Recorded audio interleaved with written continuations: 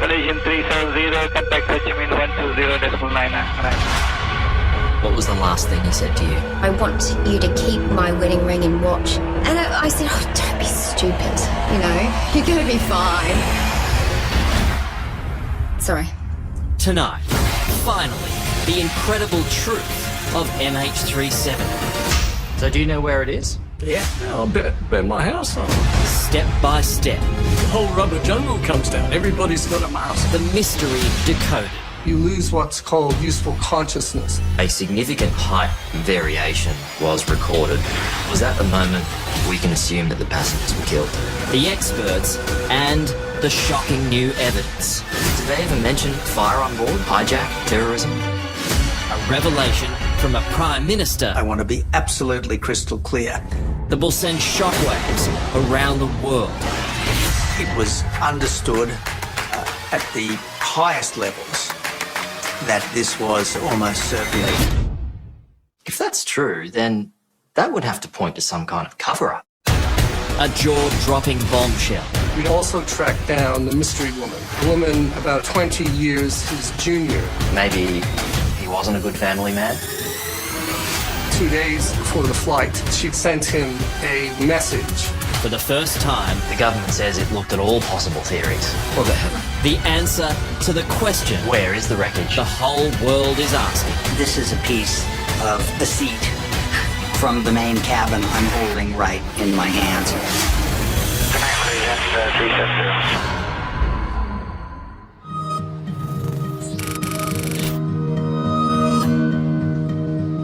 In the history of aviation, there's never been a mystery like Malaysia Airlines Flight 370. It's so significant that that flight number, MH370, is known by most people. It was a modern passenger aircraft that took off from this runway in Kuala Lumpur on the 8th of March 2014 and simply vanished from the radars with its pilots, its crew and its passengers on board.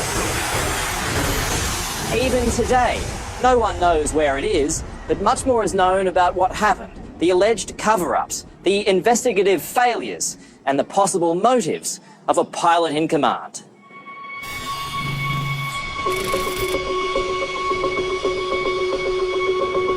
It's a balmy evening with a moonlit, cloudless sky, and it's business as usual at Kuala Lumpur International Airport. Nothing seems out of the ordinary. Not the planes on the tarmac or the passengers in the terminal. Among those passing through security, Captain Zahari Ahmed Shah, followed by First Officer Fareeq Hamid, the pilots of MH370. One a junior, the other a veteran. He has been flying on 777 as a captain since 1998, and he has clocked well over 16,000 flight hours, so a very senior captain. Just after midnight, as this security vision shows, the last of the 227 passengers and 12 crew members board the Boeing 777. New Zealander Paul Weeks is among them. He's on his way to China for a new job in the copper mines. I know he sent an email to his brother saying he had taken a sleeping tablet and had some brandy in the business class lounge and he was ready to just relax and sit back and have a nice sleep. It's the last time Paul or anyone else on board will ever be seen again. 370, 32 right of takeoff. Nice. 32 right of Malaysia, Malaysia 371. At 12:42 in the morning, local time, Malaysia Airlines Flight 370 leaves the runway.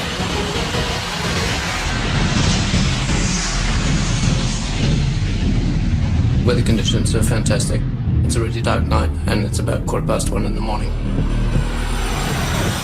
It flew absolutely normally for the first 40 minutes. There are a couple of interchanges about altitude, which are absolutely standard. Malaysian 370, Lumpur radar, good morning. Climb flight level 250. Morning, level 250, Malaysian 370. This was after midnight. Most people on board would have had their meal and be probably going to sleep. Malaysian 370, maintaining level 350. Malaysian 370. To all appearances, were quite normal to start off with, until they got to the border area between the airspace in Malaysia and Vietnam. 40 minutes into the flight, a whole lot of things happened in very rapid succession. It's now 1:19 in the morning. MH370 is about to cross from Malaysian to Vietnamese airspace, which means responsibility for the aircraft is handed over to air traffic controllers in Ho Chi Minh.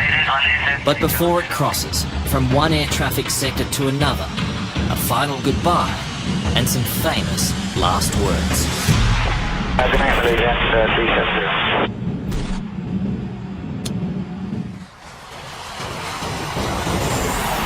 Good night, Malaysia 370 were the last words heard from anyone on that flight. And at the same time, the plane disappeared from radar screens. It's 2:30 in the morning, an hour after the plane disappears, and an urgent call is made to the crisis coordinator of Malaysia Airlines. The ops manager told me that we have lost contact with MH370. How are you feeling at that point? I felt that something is seriously wrong. So immediately I triggered a code red alert. Code red. Alert, yeah? Fuad Sharuji has worked for Malaysia Airlines for 43 years. An early morning phone call isn't unusual, but a lost plane certainly is. The aircraft was supposed to land in Beijing at 6:30 a.m. So were you still hoping that MH370 would still arrive in Beijing? Yes. 6:30 a.m. in Beijing, when the plane should have landed. Delayed, flashes on the arrivals board. Panic sets in. The last point of contact is over the South China Sea, so that's where a search is launched. That was the last known location. So our assumption is that the aircraft has probably gone down in South China Sea, and for whatever reasons that we cannot explain, we do not know.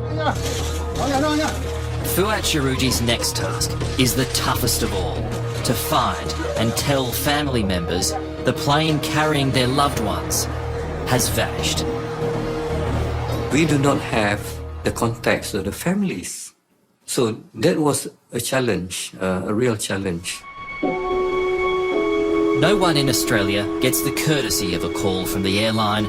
Danica Weeks is told by a reporter her husband is missing. I got a call from a lady in New Zealand and she asked for Paul. And I said, oh, no, sorry, look, he's on a plane to Beijing at the moment. And she said, so you don't know? And I said, well, no. And she goes, there's been an incident with the plane. Sorry. So obviously I just assumed it was a crash. I dropped the phone. All I remember is running into the backyard, screaming. Jeanette Maguire gets a dreadful call too about her sister Kathy and brother-in-law Bob.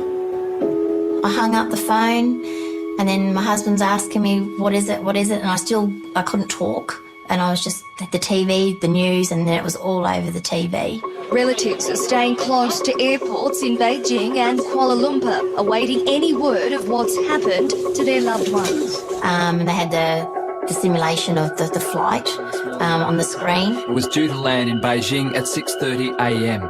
And my two boys were just looking at us like, what's going on? And I've said, that's Cat and Bob's flight. No news, no nothing, so still waiting. And I went outside to ring my sister Eileen. And as soon as I heard her voice, I lost it. I went from this very controlled person to, I was screaming, absolutely screaming into the phone. It's Saturday morning in Canberra, and reports of the missing plane are filtering through to our politicians. 239 lives feared lost, including 6 Australians. I think I probably heard it on the news like everyone else, first of all, and then my department certainly briefed me about what was happening. It was reported as disappearing between Kuala Lumpur and Beijing. And I thought, well, that's strange. At first, the investigation is expected to be fairly routine. There's been several cases of aircraft going down over water. The most classic one was Air France 447 in the South Atlantic. And we assumed at that point, on the absence of any other information, that it was most likely that sort of event. Australia's Prime Minister at the time is Tony Abbott.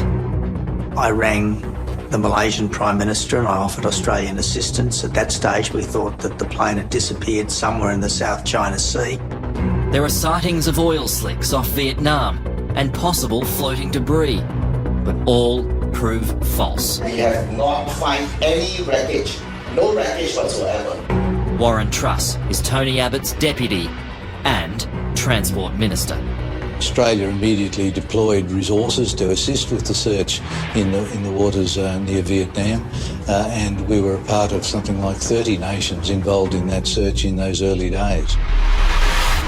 The search finds nothing because MH370 isn't in the South China Sea.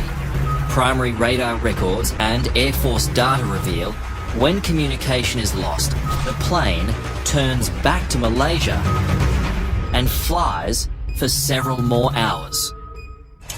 We are ending our operations in South China Sea and reassessing the redeployment of our assets. When MH370 crosses from Malaysian to Vietnamese airspace, there is a catalogue of errors by air traffic controllers from both countries that coincide with some very deliberate actions in the air. The transponder was turned off, ACARS was turned off. All the communication equipment was turned off so that the aircraft went dark. That means you're not visible on civilian radar. And essentially, if you're not visible on civilian radar, nobody can see where you are. And that caused a great deal of confusion and panic among the controllers in Vietnam and Malaysia. Air traffic controllers in Ho Chi Minh should have made contact with the plane within 5 minutes of MH370 crossing into its airspace. It takes 20 minutes before they act. No one's monitoring in a live fashion the primary radar screens. Everyone's asleep on the ball. In fact, it turned out that the Thai air traffic controllers were paying attention, saw this aircraft, but thought, oh, well, it looks like it's going back into Malaysia, and decided it was Malaysia's responsibility. So if it was a deliberate tactic, that tactic worked. It confused the two countries' air traffic controllers. 2 minutes after communication is lost, MH370 takes a 40-degree turn to the right and then banks left with a long and deliberate 180-degree turn, meaning the plane tracks almost directly back across the Malay Peninsula. Manoeuvres only someone flying the aircraft can implement. To achieve that turn, the aircraft could not be flown on the automatics of the aircraft. So you'd have to take the autopilot out. The autopilot would have flown itself to its programmed destination, Beijing. It didn't. Someone reprogrammed the flight management system computers. Data shows once the plane flies across the Malay Peninsula, it turns around the island of Penang, flies up the Malacca Strait, and across the Andaman Sea. It's even seen on military radar, but no one acts. The military radar spotted the plane, but they assumed that it was a friendly aircraft. And that was the reason that they did not do anything about it. Are you happy with that excuse? No. What should they have done? Well, they should at least check. Should have checked with the civilian Department of Civil Aviation. But what could they have done? Yeah, the least they could do is to intercept the flight and to find out what happened to this flight. If that was Australia, wouldn't you send a plane up? Isn't this odd? You have some plane which has no calling card flying through your airspace. If they had gone up, we wouldn't be living this nightmare. As the Malaysians lurch from one bungle to the next, MH370 continues on its journey to nowhere. I think the initial response by the Malaysian government was, shall we say, it took them a while to get organised. Are you suggesting that the Malaysians could have done better? Is that where some I think they could have done better. No, I think initially their coordination was lacking, and that's a fact of life. Did they stuff it up? Well, I think that's too strong, but there are certainly cultural issues that were associated with it all, and also, and I think this is a very, very important point, families wanted answers to questions and no one had the answers.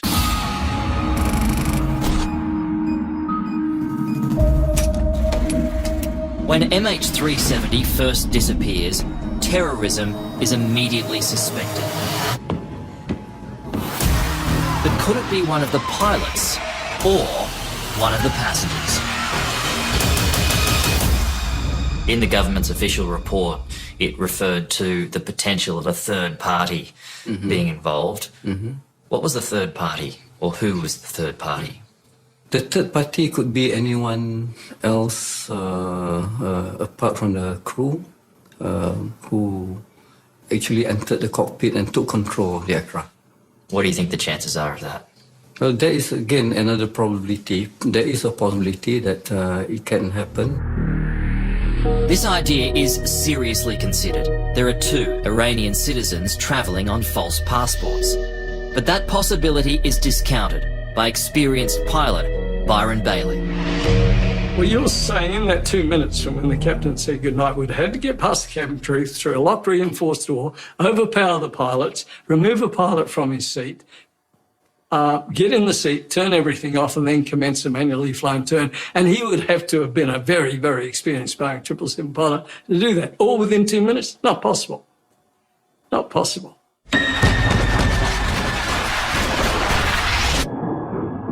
The 2 passengers are asylum seekers trying to get to Europe.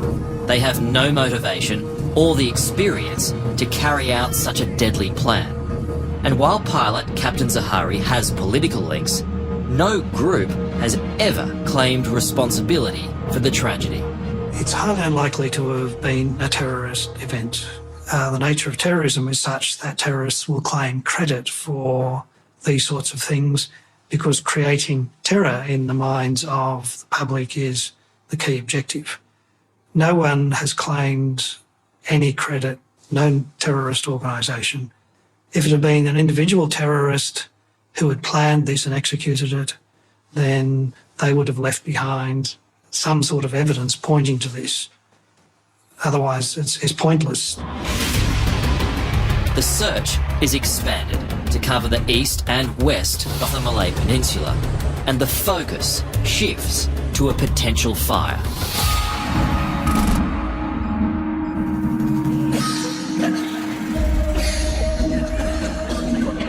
The second theory is that there was an onboard fire. The captain made some attempts in this partly burnt out cockpit to try to fly it, but some controls were burnt out, the communication systems were burnt out, and he tried going this way, that way, but eventually he ran out of oxygen or just decided that the case was lost and turned the aircraft south, where he knew when it crashed no one was going to be hurt on the ground. So it was a noble attempt to move the plane away from land. That's right. So that only those on board would have died. That's right. On the 2nd of September 1998, Swiss Air Flight 111 crashed into the Atlantic Ocean off Nova Scotia. Gee, hard to believe that's all that's left of a sea, huh? It was brought down by a fire which started in the cockpit and rapidly spread until the aircraft lost control. All 229 people on board were killed on impact. It wasn't anything anywhere near recognizable as a flap or a flapper-on in that crash. It was just millions of small bits. In their own unfolding crisis, Malaysia Airlines considers the possibility of a fire on board MH370. Maybe the plane is continuing as a so-called ghost flight with nobody at the controls. I believe that there was fire on board, the aircraft would have gone down. I completely rule out that theory.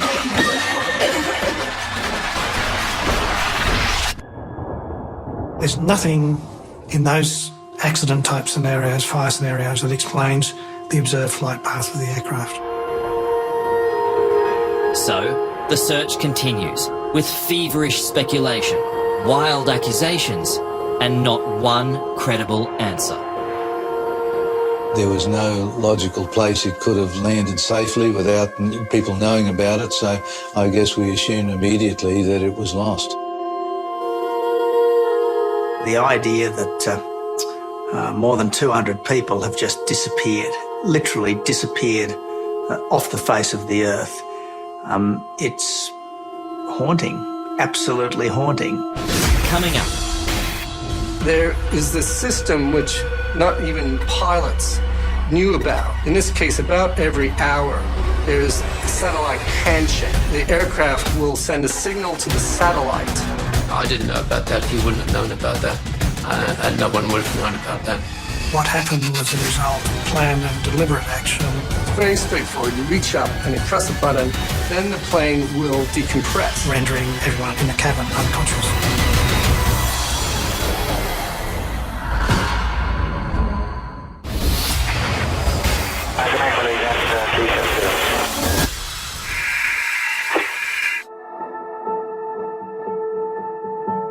Danica Weeks was lucky in love. She was a young traveller out for adventure when she met Paul, the man of her dreams. He was an amazing man, extremely intelligent, tough. He was from the New Zealand Army. We met in the Hofbrau house at Munich Beer Fest, moved in 2 weeks later, and look, it was love straight off the bat. It may have been a whirlwind romance, but it led to a wedding and 2 little boys. Paul and Danica were together for 14 years. I'd like you all now to raise your glasses and join me in a toast to my beautiful bride, Danica. They had planned on celebrating their 10th wedding anniversary by watching this video. It was one of their many plans that would never happen. We had plans that we were going to live down the road from the boys when they were older, whether they liked it or not. And all these plans we had, and he had this amazing job, and life was good for us. It was really good. He was an incredible man. You moved in quickly. What was it about him that struck you that you thought, well, this guy's a keeper? Oh, everything about him just drew me to him.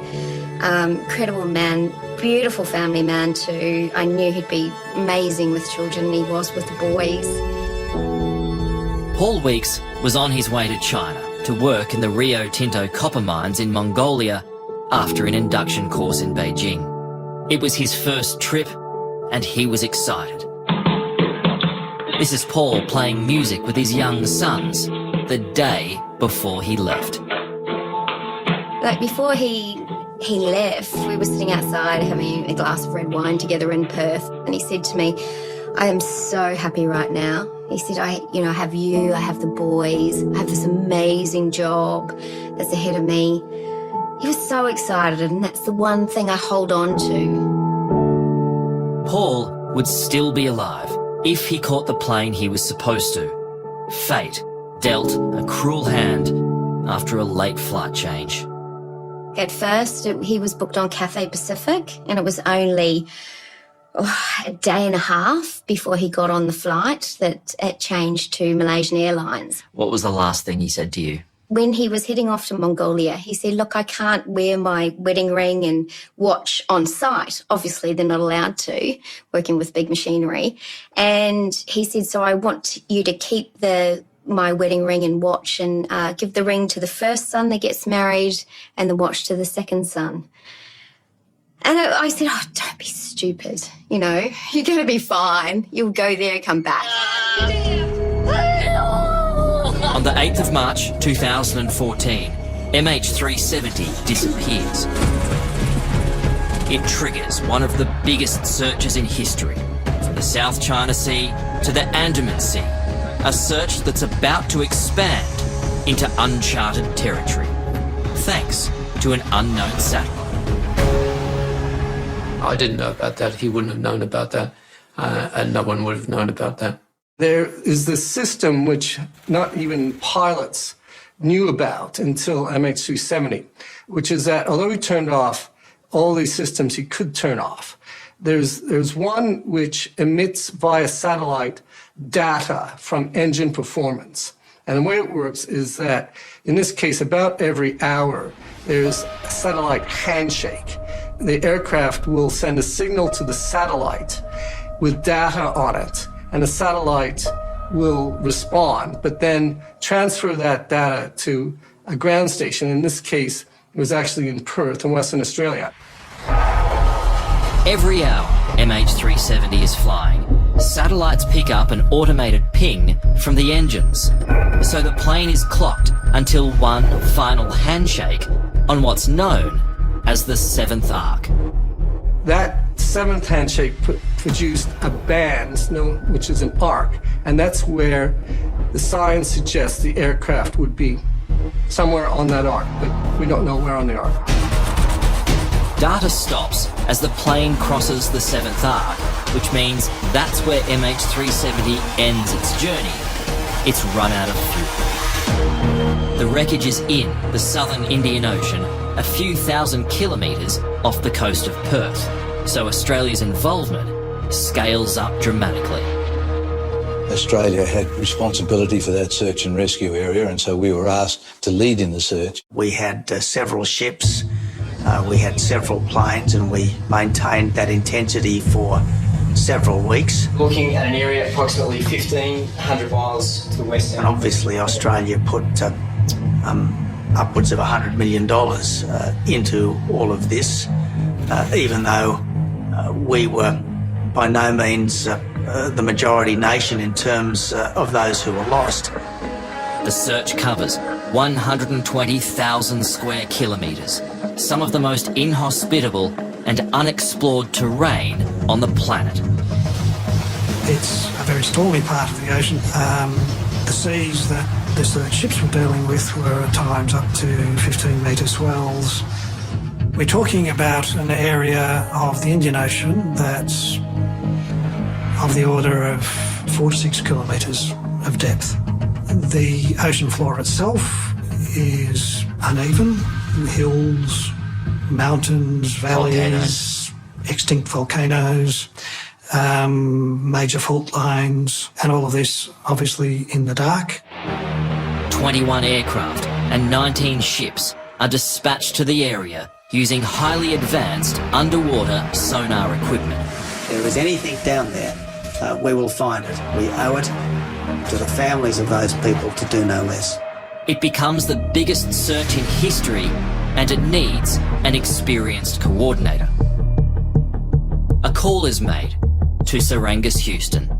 I spent my whole life looking for people who were lost from time to time, so I said yes.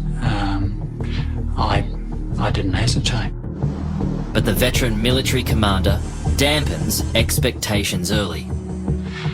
I didn't see how we could possibly find it, given the information that was available at that stage. If we look at Air France 447, the last known position was basically precisely known, and it took them 22 months to find the aircraft. The biggest problem is time. 3 weeks have passed since the crash, meaning any remnants of the doomed flight have been swept away by currents. Vital clues lost to the vast southern Indian Ocean. In a visual search, your best chance of finding anything is in the first 12 to 16 days, and we were well past that point. So visually, we were in a very challenging situation. Debris is spotted, but it's not from MH370. Then, a breakthrough. 2 distinct pinger returns were audible.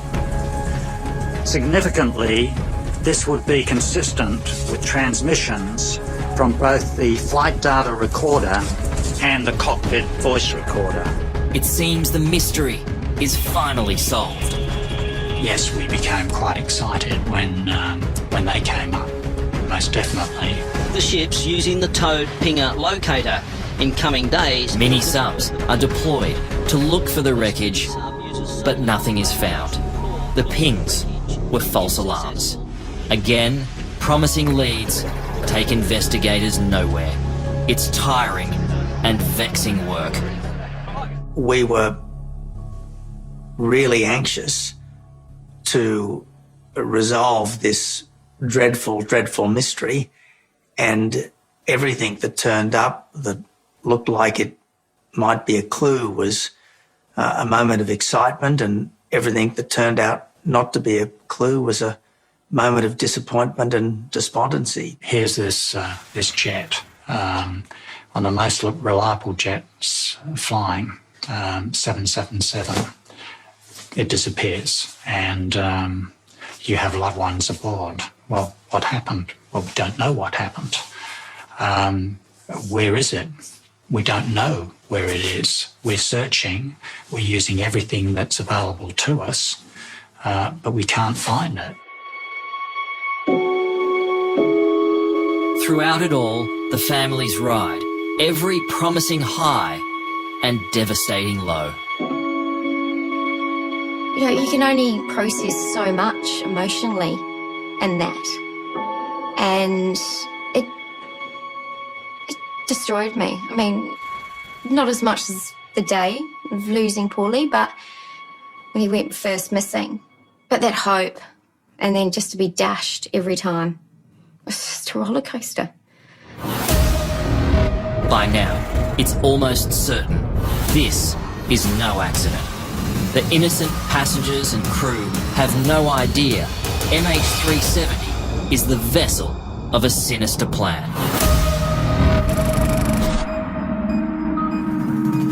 What happened was the result of planned and deliberate action by someone who was familiar with, in detail, with the operations of a 777 aircraft.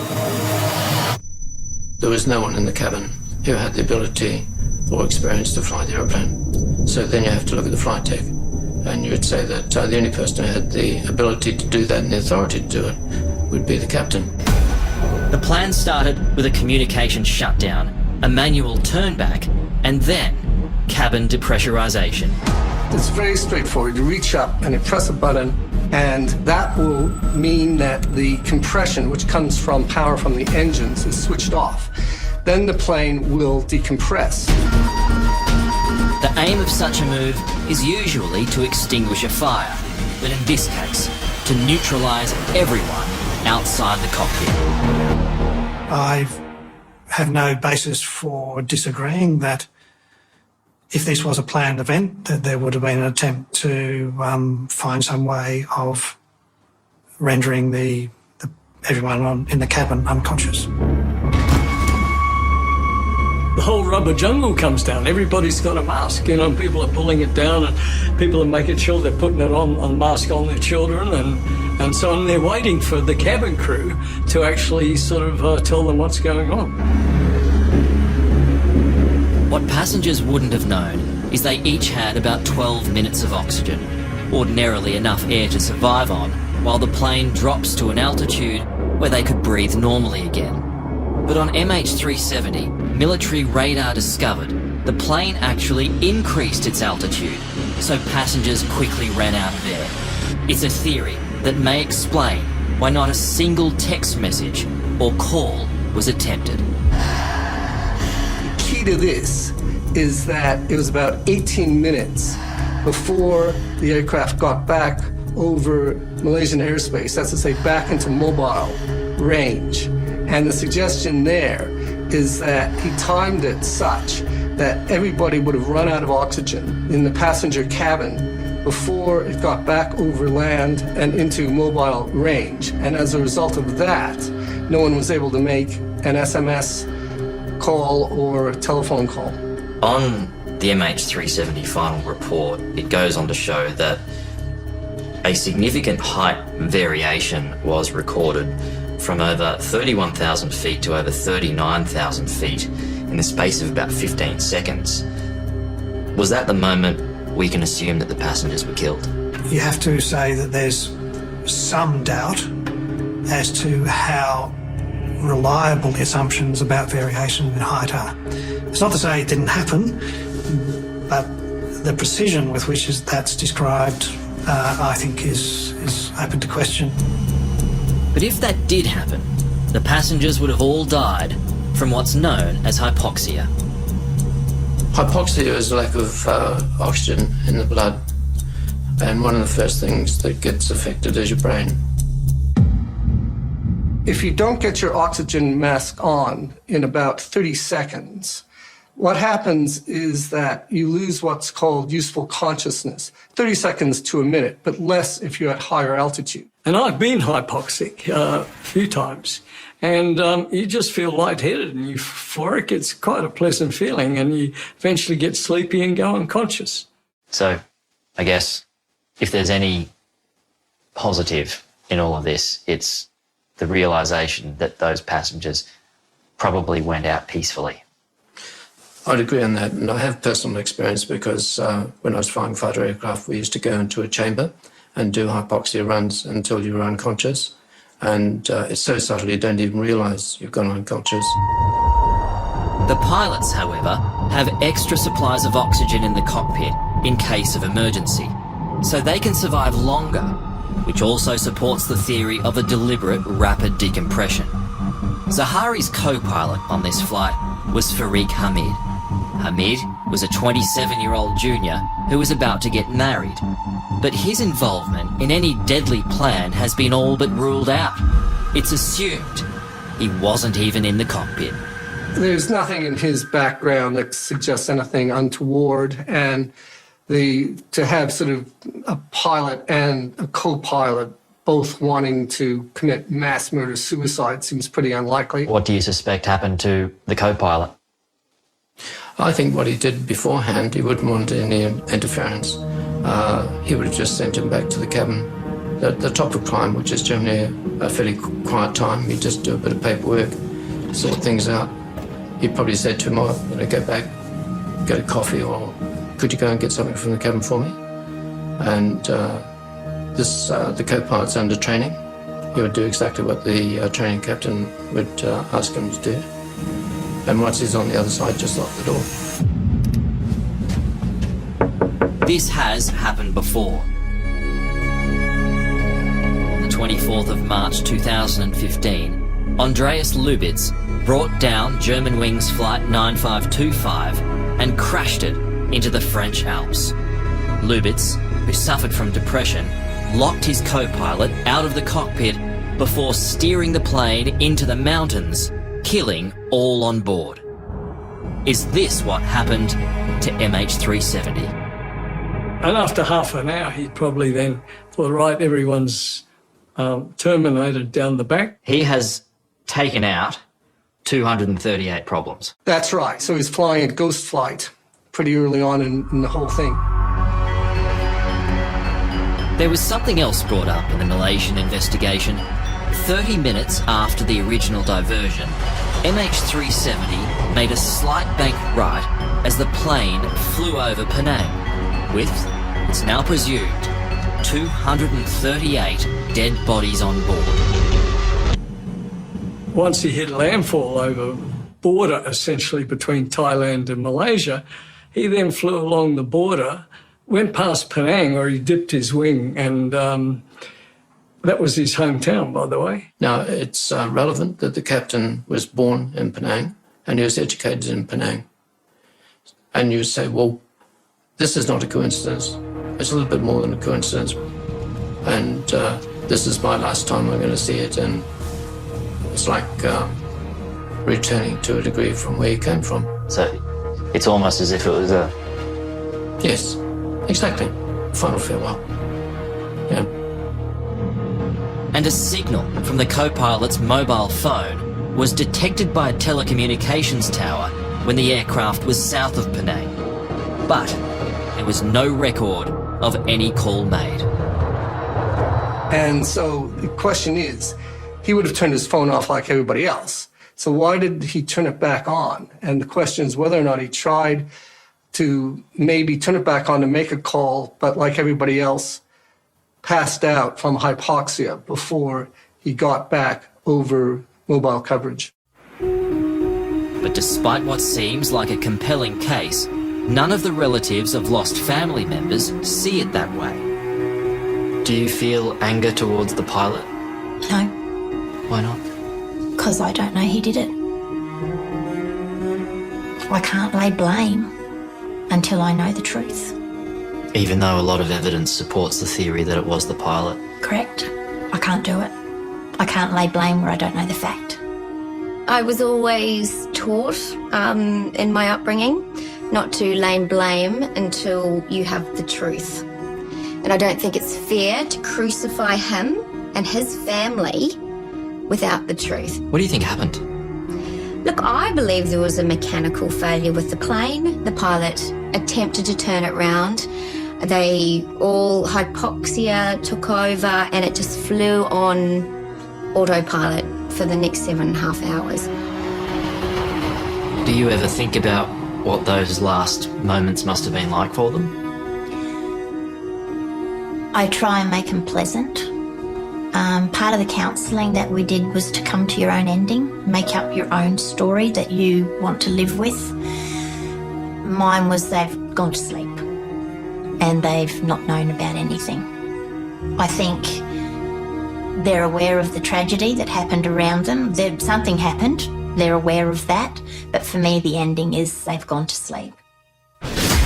Coming up, when the flaperon was found, how did you digest that news? I was relieved that they'd found something, that okay, we're on the way to find them now. We're nearly 6 years on, and the wreckage still hasn't been found. I'm not surprised. We're looking for a needle in a haystack. We're not quite sure which haystack to look at. I don't think anyone should rest until we have found those people.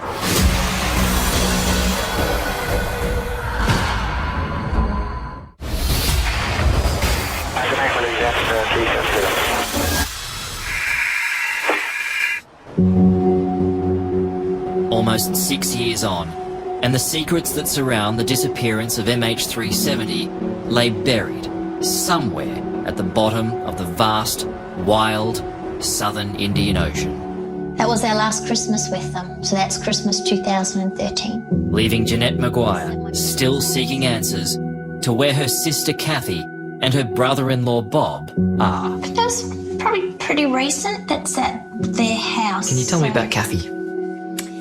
Big sister, very loving, caring, naughty, liked to have a joke, a good laugh. And Bob? Same. He was, have a chat, Bob. True Australian, had some great Australian slang sentences, let alone words. Everything was as sweet as. Loved beer, loved wine. Kathy and Bob Lawton had just started their dream holiday. They wanted to experience Malaysia, Hong Kong, Vietnam, and they'd never been to China, so they tacked it onto their itinerary.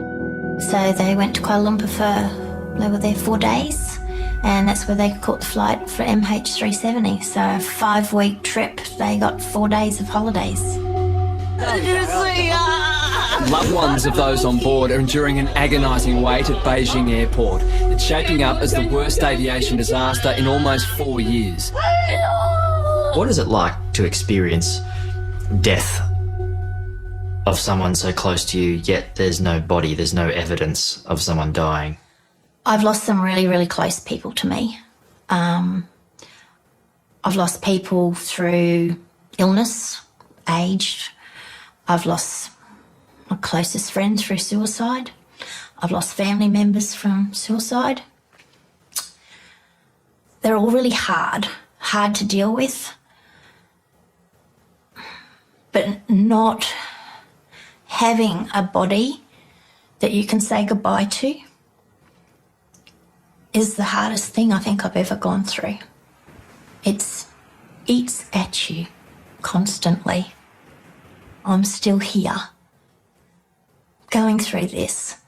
Nobody, I know they're not coming home. I know within my own heart they're not coming home.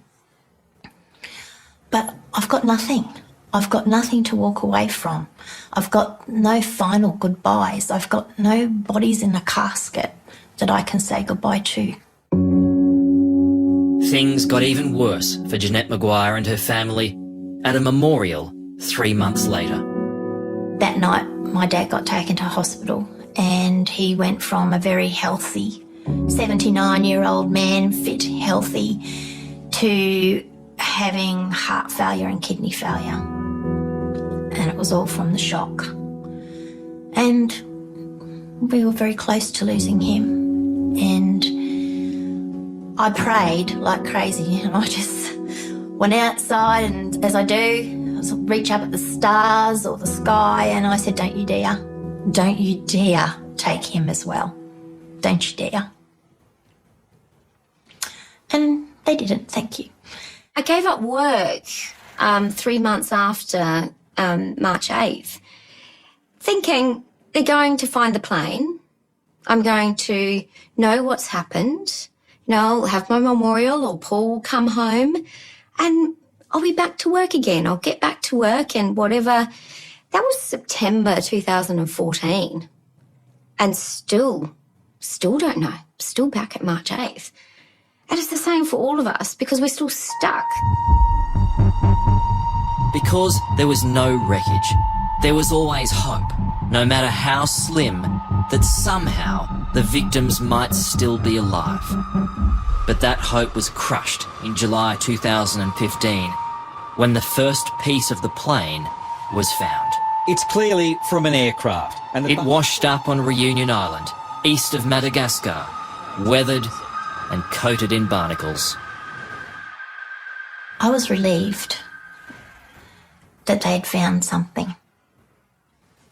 That the proof is they're not coming home, as sad as that is. But it was a relief that, okay, we're on the way to find them now. That relief was short-lived. Very little else was ever found. On the 17th of January 2017, 1,046 days after MH370 went missing, the search was called off. This has been an extraordinary search effort, and it's been in some of the most inhospitable oceans in the world. Not one piece of debris was found inside the search zone. I'm not surprised. The Chief of Air Force at the time said, we're looking for a needle in a haystack. We're not quite sure which haystack to look at. The agony of the unknown would go on. I spent 2.5 years of my life working on this, and when you put that amount of attention, effort, emotional connection, working with the families, all of that, huge disappointment. Kathy, Bob and Paul still remain lost at sea. And for those who survive them, pain is never far from the surface. Every morning I go out and I look up at the sky. I've done this from day one. And I always say, where are you, Kath? Where are you, Bob? Is today the day we're going to find you? And particularly this was paramount when the search was still happening. I still do this today because I know that they want to come home. I know they don't want to be where they are. They're family people and they want their family to find them. I don't think anyone should rest until we have found that aircraft and those people. tomorrow night. Tanika, I'll start with you. Just a big smile on your face now. Yeah. I'm like the luckiest and the unluckiest and the luckiest woman again to find love. The explosive new evidence that will change everything you thought you knew about MH370. So do you know where it is? Yeah, I'll bet my house on it. Well, we know where it is. We always know where it is. Find out what went wrong and make sure it doesn't happen again. A revelation from a Prime Minister I want to be absolutely crystal clear. that will send shockwaves around the world. It was understood at the highest levels that this was almost certainly. What did Canberra really know? So you were told about that? If that's true, then that would have to point to some kind of cover-up. And the pilot bombshell. We also tracked down the mystery woman, a woman about 20 years his junior. Maybe he wasn't a good family man? 2 days before the flight, she sent him a message. The government says it looked at all possible theories. Well, they haven't. Where is the wreckage? Let's get out and explore it. Tomorrow night, finally, the answer to aviation's greatest mystery will be revealed.